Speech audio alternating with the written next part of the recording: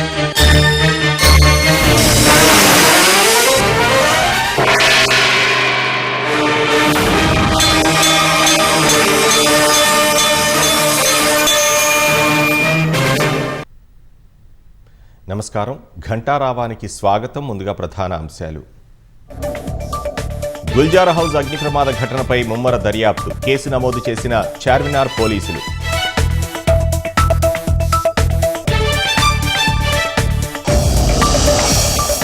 నాగర్ కర్నూలు జిల్లాలో పర్యటించనున్న సీఎం రేవంత్ రెడ్డి. ఇందిరా సౌర గిరిజల వికాసం పథకం ప్రారంభం.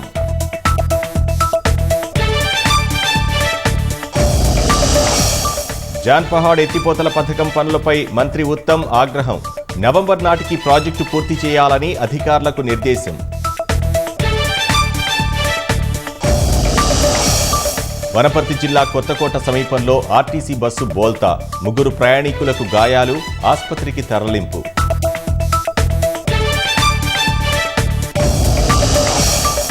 జమ్మూ కశ్మీర్ షోపియాన్ లో 2 ఉగ్రవాద సహాయకుల అరెస్ట్. భారీగా ఆయుధాలు స్వాధీనం చేసుకున్న భద్రతా బలగాలు.